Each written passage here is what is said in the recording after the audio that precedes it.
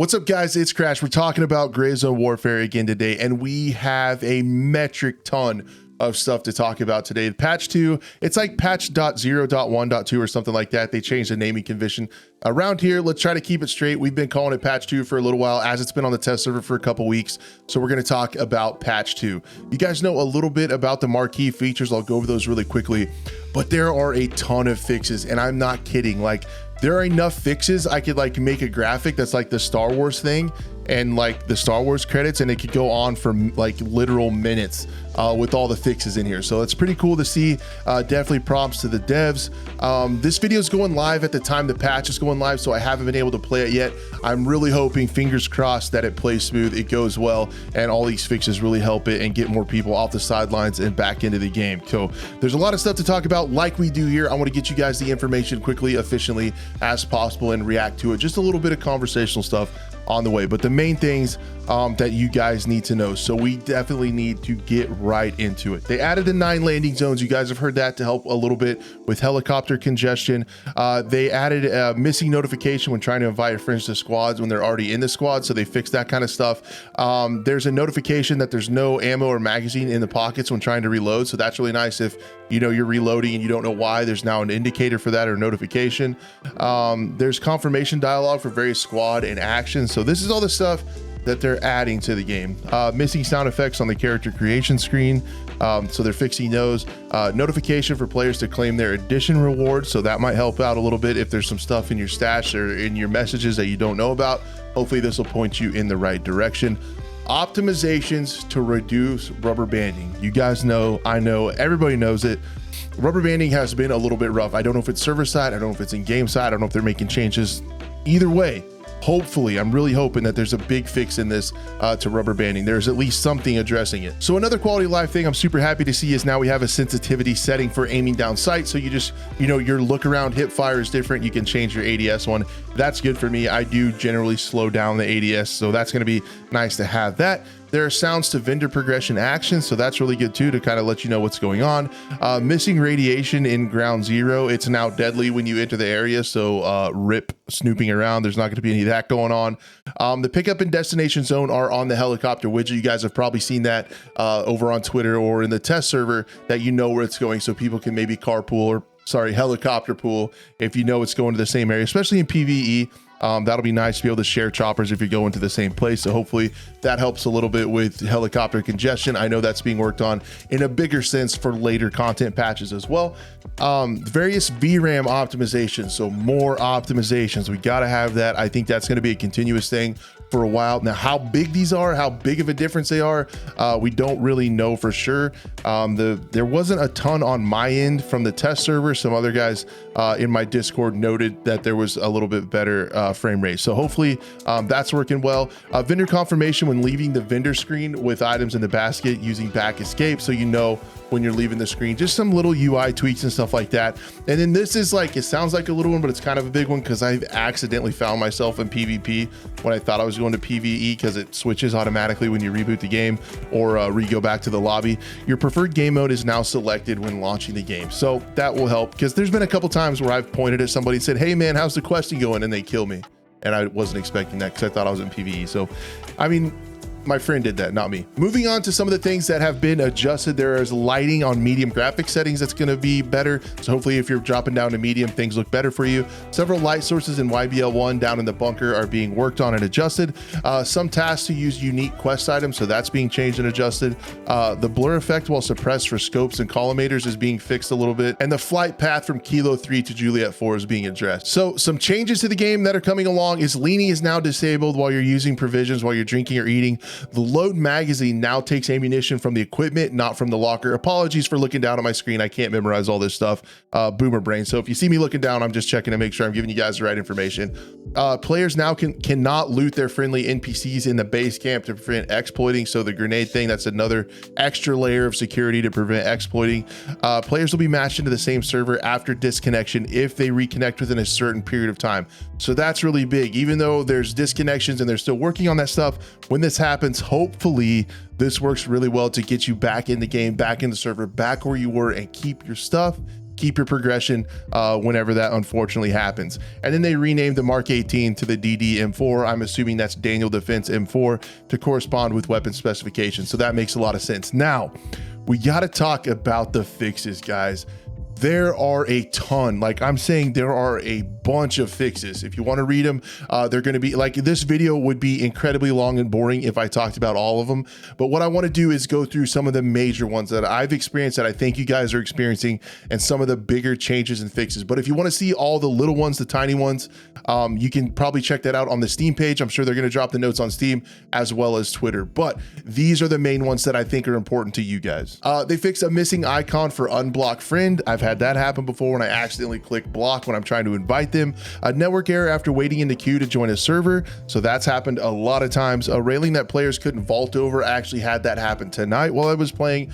A rare issue where character progression would reset to rank 1. I had a few people in my Discord where this happened to. That's horrible. So hopefully that's fixed and won't happen to people anymore. A rare situation where the camera clips through the helicopter while getting on it. I've had some weird camera issues, so hopefully they're working on that. A situation where players were able to wear both a vest and plate carrier. There's an exploit going on where people could wear 2 sets of armor, so hopefully that's going to be fixed. There's a spot where a player was able to ADS and shoot through a solid fence, so I highlighted that one to say there are a lot of little map tweaks and things about where players can get stuck or where people can clip through walls. There's a lot of those listed on here. A spot where the screen would go completely dark in an area near Juliet 3 LZ, so a weird bug like that has also been fixed. A sudden change in ambient sound near the golf field. I've had that happen a few different places where the birds would just stop, other ambient sounds would happen, so hopefully they're getting a fix for the more wider cause of that. The AFK timer to kick idle players. This is a really big deal. It was more of a big deal when servers were really full, but if someone's idle, if someone's not doing anything, it might help lessen the load on servers a little bit just to kick them back to the menu if they're not playing. I don't know how long it is. It'd be really good information. I'm sure that'll come out really soon, how long that is, but I'm not 100% sure. AI, there's a lot of AI bug fixes and stuff, but this is one worth talking about because it was very frustrating in the early game. AI stuck in shooting from walls in YBL 1. I died to it several times. Then we have an exploit that was preventing the blur suppression effect, so people were able to exploit that and not be able to suffer from suppression when in a gunfight. An issue that players in a coma couldn't be shot and finished off, so there were some times where you down a player, try to finish him off, and you were not able to. An issue when players had no input upon loading into the server. That's happened to me before. An issue where a dead body would disappear but remain lootable. I've seen that happen before, where there's loot and nothing around it. There's just loot like hovering there. An issue where players' bodies didn't show any loot for a short while. An issue where players were unable to loot their body after reconnection. So a lot of the little loot things, little bugs and quirks have been addressed. An issue where quest interactions were active after the quest had failed. So I've had that happen before, where I've had to leave, restart the game to be able to restart a quest. An issue where sometimes items would disappear while moving them into the inventory. That's happened a few times. There was, basically a bug where you couldn't move stuff too fast, right? In your inventory, if you moved it too quick, if you started moving, you could lose something. Being unable to join a server with your squad if the leader is already on a server. Actually had that issue tonight as well. There's an issue where it's failed to load the Scala on not supported PCs. There's some more stuff to that, but there were some things where Scala wouldn't load and there wouldn't be any vegetation and people could see like everything, like it was like a bald map where you could see stuff. So hopefully that's fixed. There were rumors that was an exploit as well, that people could do that to be able to see. So hopefully that's going to be fixed. Glass on some doors and windows, which caused them to be bulletproof. I've had that happen before. It made it bulletproof for me, but not for the AI. So hopefully that's fixed and it's a little bit more fair. There was a myriad of helicopter fixes. Some of the main ones that I saw happen were being stuck between Delta and Echo, and the helicopter failing to arrive after dying far from a LZ, blocking the LZ. So a bunch of helicopter fixes are going to be going live as well. Improves visibility of currency in the vendor trading window. I think that's really good too. Some UI tweaks, improving lighting in the mall. Invite to squad button not available for newly added friends. It did seem like that was an issue that's happened before. The item duplication exploit. This was really annoying to me, but it looks like that's going to be fixed as well. So I think that's really good news. Missing name in notification. I've seen that one. Multiple AI spawning in the same location, especially in the starter town, like around the little store in the middle when you're trying to kill the boss with the red beret or whatever.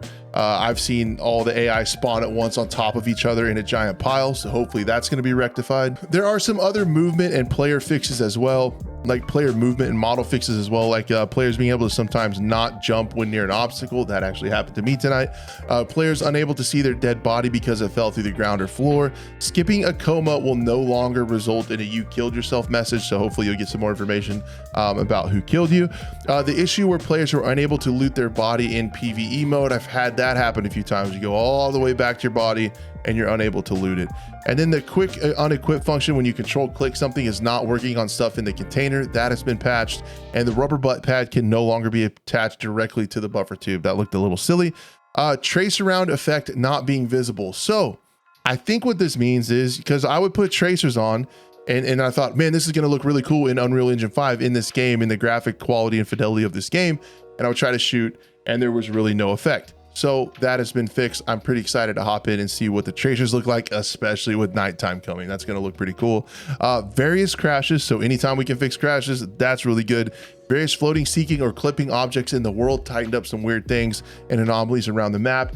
Various places where vegetation clips with fences or other objects, and various task text adjustments for better clarity. Anytime we're doing UI updates, I think that's really good. So that is about half of the fixes, guys. There are a ton of them. If you're really interested in some of the more minute ones, you can go ahead and check those out over on Twitter or on the Steam page. I just wanted to give you the ones I'd have experience with and some of the things that I think would get you guys excited. Some of the big ones that are game changing. The tracer rounds is going to be cool. Missing names, the item duplication, not being able to join a server with your squad leader, all that kind of stuff being worked on. Super awesome. I really hope all this stuff gets fixed and doesn't introduce more bugs. As some of you guys know, development can go. And then there are a few more things towards the end, things that have been improved, polished, or removed. Not going to go all over all of them. Want to get you guys the important ones. I just wanted to say they've polished various world locations, so made some updates to the map, finished some little things here and there. They removed a redundant pilot voiceover line when departing from an LZ. I've heard that happen before. AK animations to be more accurate to the real life, so they're even continuing to do animation updates for guns that are already in the game. They tweaked hand movement while running, and character rotation while vaulting, and various other weapon and character animations. So there are some updates and animation work going on still even now to the game. So that's the main stuff, guys. Take a breath.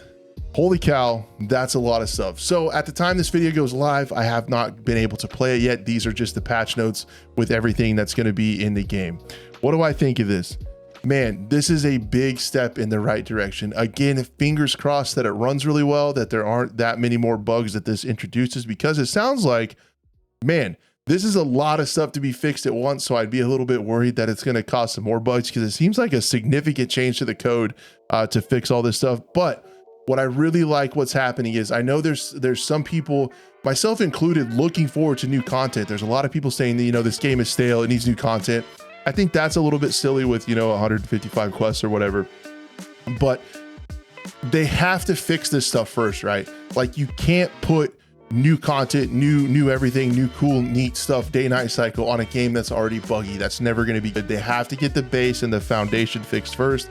More patches like that is really going to get us there. If we take what we have now, we get it nice and polished and finished, then they can start adding stuff and building on top of the foundation. Got to get the foundation correct first, and I think that's what this patch is. There's not a bunch of cool, crazy stuff. There's not new guns. There's not day-night cycle. There's not night vision. There's not all this stuff that people are really wanting to see from this game. But man, there are numerous fixes that needed to happen. And if these all work out really well, then the game is taking a big step forward and becoming a lot more polished. So more of these, the better. I'm sure that the next patches, there's probably going to be some hot fixes to this one if history's been any indication of how game development works, as well as, patches 3 and 4 are probably already being worked on, as well as the content patch that's coming later on this year. So that's a lot of stuff, guys. I just wanted to get you guys the information so you know what's coming, you know what to look for, so you didn't have to read the whole thing if you wanted to. These are the things that I thought were really important. Optimization. I'm hoping, there were some rumors in my Discord that there were some AI fixes, and I could definitely see them being a little bit hesitant to talk about changing the AI, because on the last one, a lot of people said, when their AI is being fixed, which AI is is like a hang up for a lot of people is what I'm trying to say. When they talk anything about AI, a lot of people were just like, oh, AI is fixed. Now they made little tweaks to it and it's still pretty similar. So I could see them making some AI tweaks. It kind of felt like it in the test server, but I get why they're probably a little hesitant to say it. That's just me talking. That's not from them. That's me speculating. That's 100% what Crash has to say. With that being said, the other thing I have to say is thank you. Thank you so much if you made it to the end of this video. I appreciate it. I appreciate it so much. I do not take it lightly. You guys are a blessing to me, and I want you to take care, and I'd love to see you on the next one.